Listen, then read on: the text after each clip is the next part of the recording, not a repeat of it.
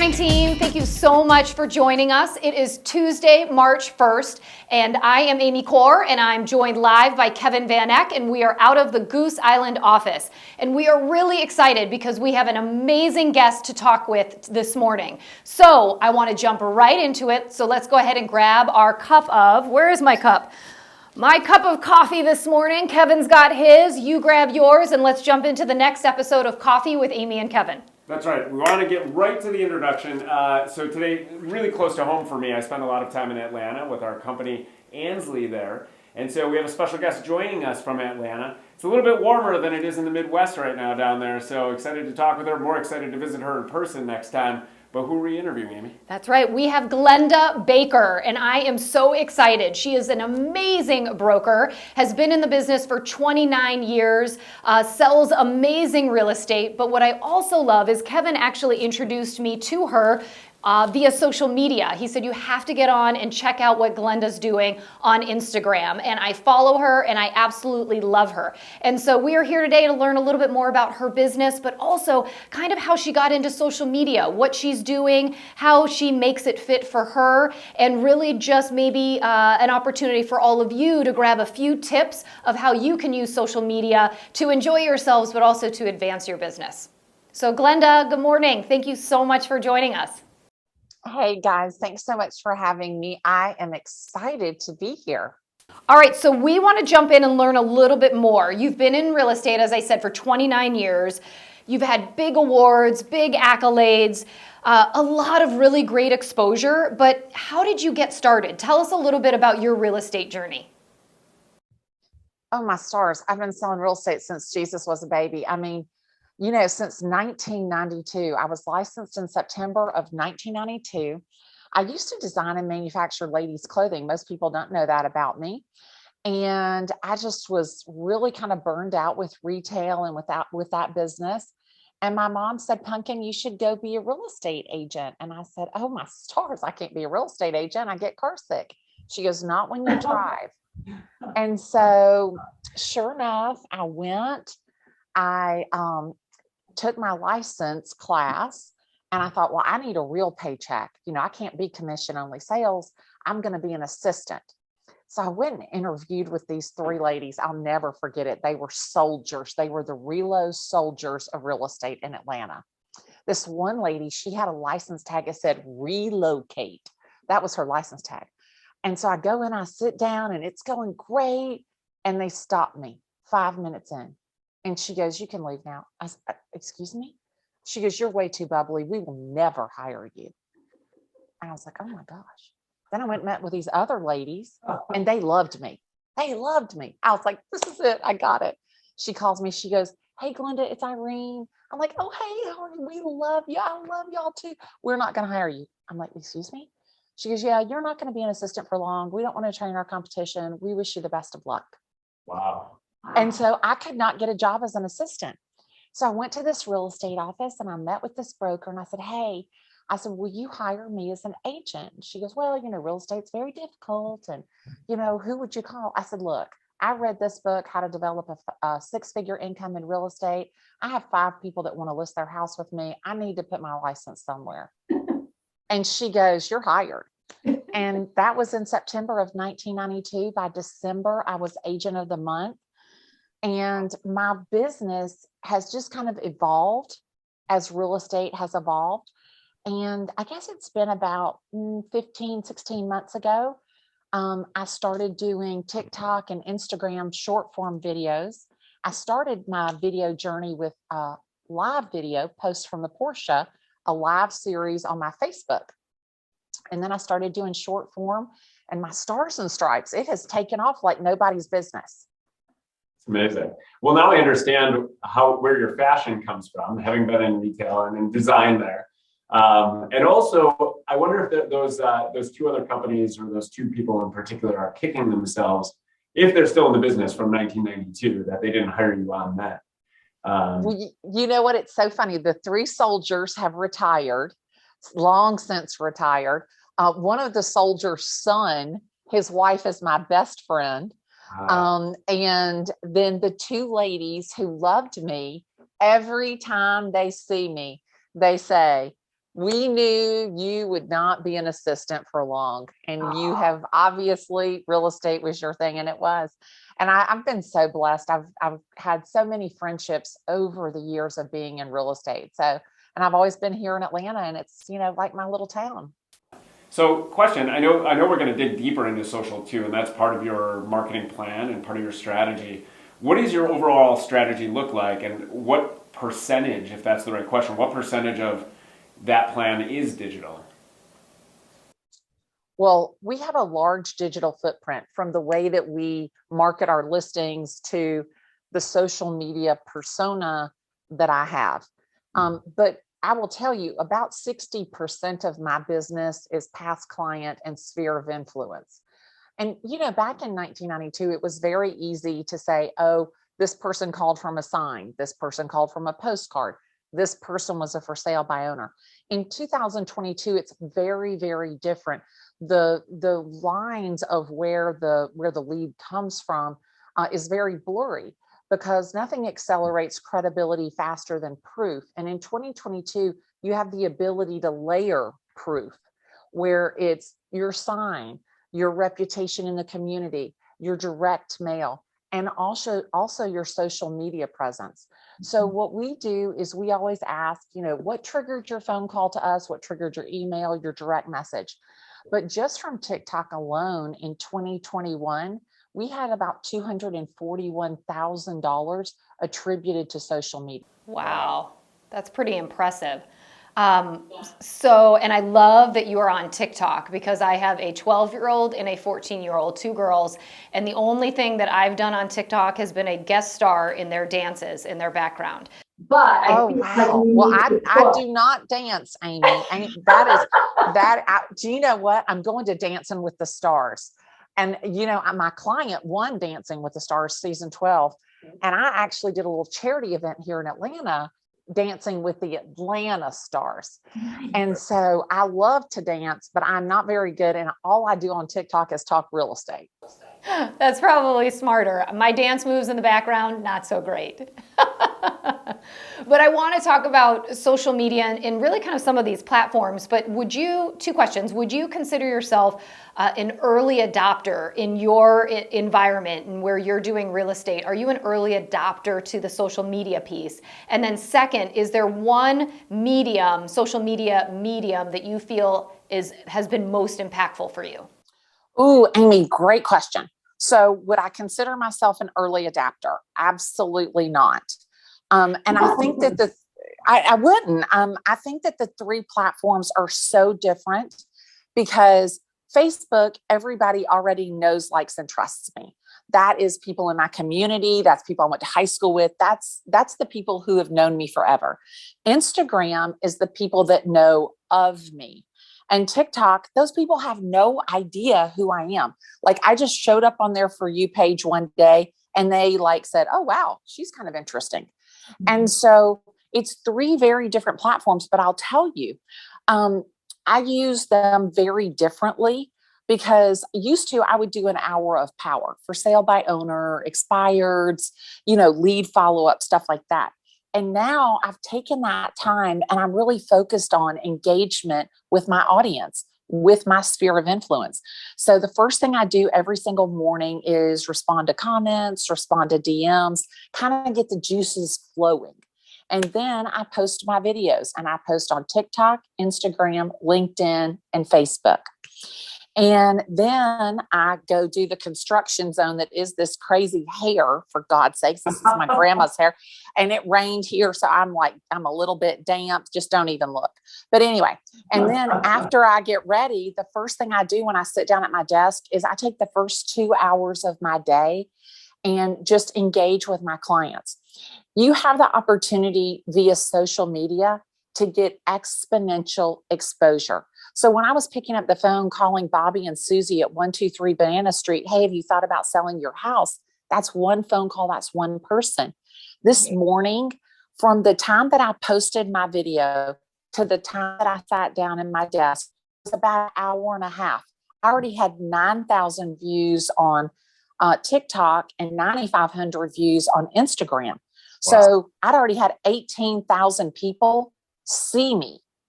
Wow. And across my video catalog, I average 157,000 views a day. So how in the world can you compete by picking up the phone, calling people one at a time? Even if you had the fanciest caller, you couldn't catch me with my exponential exposure. Well, that's really interesting. So here's a question though. When you started, you said post from the Porsche, and that was a live Facebook event, right? That you did. Yeah. Uh, Some people would call it preaching from the Porsche, because I was like all whacked out about something. I never will forget. I get in the car and I am bent, because this inspector has put on this inspection report that the brick is moist. And I look at it and I'm like, no shit. It's been raining in Atlanta for 3 weeks. Of course the brick is moist. Surely we didn't need to pay you to come out there and tell them that. I mean, and I was talking about this in my video, and one of my friends said, you should call this post from the Porsche. And I was like, I love it. And then I did live from the living room, opinions from the office, and dish from the dining room. I love an alliteration. So I still have my live series, and I do those whenever it's, like in the moment and I need to get it out of my system. So I still do those live posts. But now we mix it up with some long form content and some short form content. Love it. I didn't know about the other series, but a question though, you're clearly comfortable in front of the camera and have been. Is there any advice? Because I know a lot of agents sometimes are really nervous about how they're portrayed or perceived, and as soon as you put a camera in front of them, they freeze up or they're just not willing to do it. Well, start with live video, because you can't start it and stop it, and delete it, and oh, my hair and this doesn't, and that word didn't come out right, and I messed that up. If you are trying to record it, that's where it's the most difficult. If you just do it live, I mean, you sell real estate. You should be able to talk real estate intelligently, no matter whether you've been in the business 1 day or 1 year or 10 years. You should have something that your audience can connect with. And a lot of people are like, oh, well, I just post photos of my listings. Well, the consumer can get that from Zillow. What they want to see from you as an agent is that behind the scenes, that information, that intel, that stuff that they can't get from Zillow. That's where your value comes in. And people say, well, Glenda, where do you come up with the ideas? Your life is an idea. Like, you show a house and it has cameras and you're like, oh, wow. Well, how many houses have cameras? Have you ever thought about, when you're looking at a house, that the seller may have cameras, audio, visual? Can they hear you? Can they see you? Do they know what you're saying? Are you talking shit about their house? Or are you talking about how much you're willing to pay for it? Right. And so that's the thing, is like, there's inspiration around you. You just have to open your eyes. I love it. Am I not supposed to say any bad words? Oh, it's all good. Everything flies here.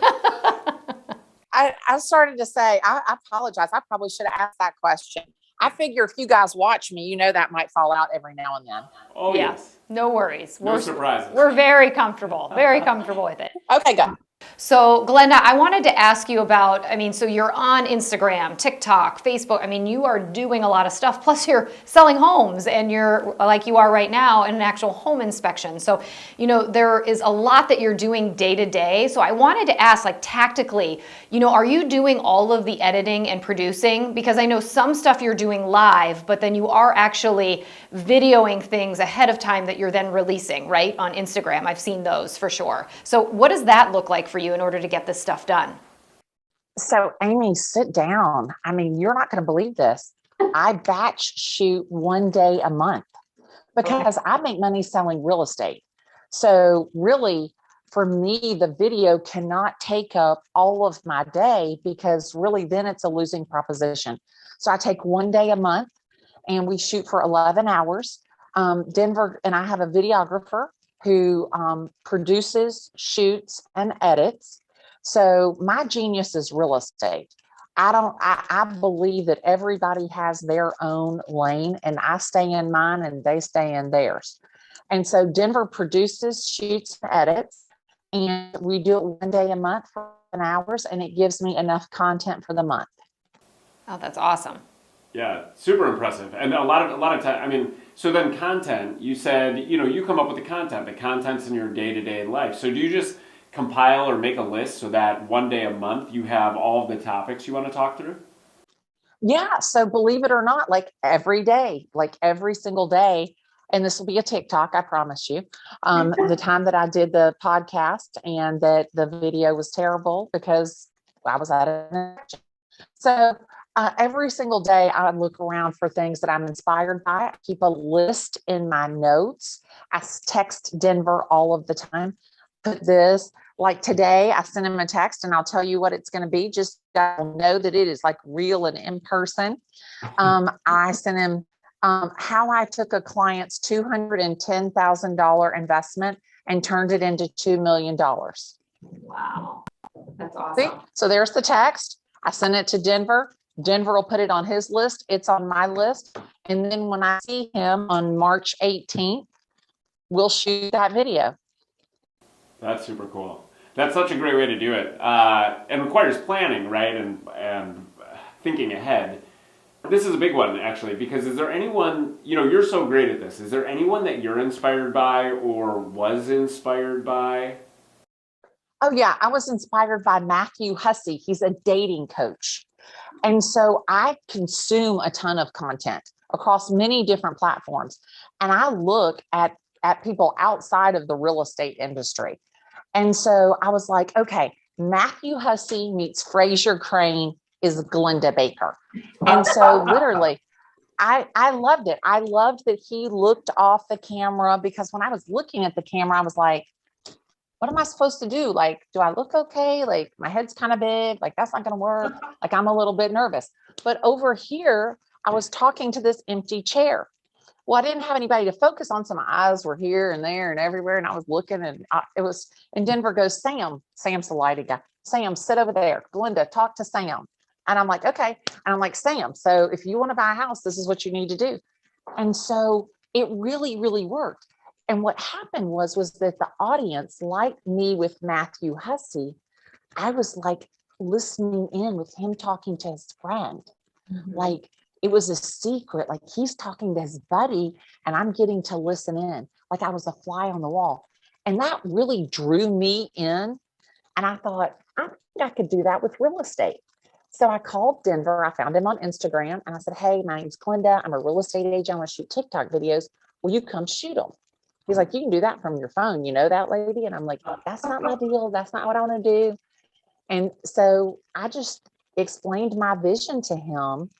And he's like, okay, let's try it. And I had never met him. I didn't do any recon on him. He walks in and we shoot it from my house. So I can re-roll my hair, put on my lipstick, change my clothes, because I changed my clothes like 7 or 8 times for all these videos. Sure. And so it just kind of flowed. And my first time I shot 8 videos. And then the last time that I shot between 40 and 50 videos. Holy cow, that is amazing. It just shows probably how much better you get at it. Yeah, you get better and more comfortable, right? And I will say one of the things that I did notice when Kevin had suggested that I follow you on social is I do love your format. I love that you aren't looking at the camera. And to your point, that really just engaged me in some way so much better. And then you have all of the closed caption that rolls right over it. So, I really know obviously what you're saying, or for people who can't hear you, but they can still see your video and be able to read it while, they're somewhere looking at their social media. So I absolutely loved that. Let me ask you this. Do you feel like you have seen any downside to the amount of you putting yourself out there on social media and really, I think, being super authentic, being who you are, completely owning it, which I love. But, have you had instances or things that have maybe not been so great by putting yourself out there? Well, I've been called Karen like 1,000 times. I mean, and I got into a little squabble with Grant Cardone, and that was kind of uncomfortable. And then there was this guy in North Carolina that talked about that he was buying this house for $70,000, but the contract that he presented to the mortgage company was for $90,000.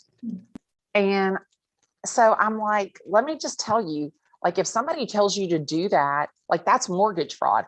He did not take kindly to that. In fact, he stitched me just the other day, and he took something completely out of context. But this is my deal: is these are my thoughts. This is my opinion. This is my viewpoint. If you don't like it, there's this thing called block. You don't watch it. And I just believe very strongly in being yourself, doubling down on you and telling your truth. And I made a video about millennials, and I talked about them being indecisive. And boy, they came out and they came at me and they said, it's not that we're indecisive. We have more student loan debt than any other generation. Wages have not increased at the same pace as the cost of living. So the reason we aren't buying houses isn't because we're indecisive. It's because we're in the roughest financial position of any generation. And I looked at those comments. I took those seriously, and I had not taken that into consideration. And I came out and I said, I was wrong. I didn't even think about that because I didn't go to college. So college debt didn't even occur to me. Right. And so for me, I think that it is critical to, when you're wrong, say you're wrong. And when you believe something, I believe it with my whole heart. Mm-hmm. Like, I'm not coming at anybody, but I don't want to see the average Joe believe somebody on TikTok to present a fake contract to a mortgage institution, because that's illegal. And I believe that. I know that. I've been selling real estate forever. And so for me, it's reliable, it's relatable, and it's relevant content. And I think that those three things are really the trifecta that has been the secret to my success on video. Do you have a favorite piece of content or a favorite video that you've created? Well, I guess my favorite one is it's got the most views, and that's Once Upon a Time I Sold a Big Ass House. So, that was really, really good. It's got, 10 million. But when I sold the wrong house, that was a good one, but it's where, you turn the fake into like something really great. All right, so I want to ask you this. So let's say you sign off from social media today. This was your last day, maybe your last show. Scary, I know. But what do you want people to remember about the messaging and the content that you've created? Like, what do you want to have resonate? I think more than anything, I want to have impacted, inspired, and informed my audience. I had somebody sent me a DM, and it was a woman from Afghanistan, and she had 5 children, and she had been brought here to the United States, and her husband left her. And she sent me this message that she had seen my video about my struggles, and it inspired her to get her real estate license, and that she had sold, in the first month that she was licensed, she'd sold 3 houses. And how I had inspired her and changed her life, helped her change her life. And, I talk a little bit about my journey with drinking. And for me, just showing the imperfections of my own life, I hope that it gives other people, the security to be themselves. I think that we went through a time when reality was so scripted, and I think that there's never been a better time to be authentic. So if I was muzzled and never allowed to say another word on social media, I hope that people would look back at the catalog of my work and be able to be inspired, impacted, and informed. I love that. I love that. Definitely. All right, Glenda, thank you so much for joining us today. This has been really special. And for everyone watching, please follow Glenda. I guarantee you will not be disappointed. So we have all of the social bugs. So you can follow her on TikTok, Instagram, LinkedIn, Facebook, and everywhere. And we could not be more grateful, Glenda. Yeah, Glenda. Thank you so much. Great. Thank you so much. And thanks to everybody for tuning in today. Make it a great Tuesday. We will see you next week. And until then, remember, you've got this. See you guys.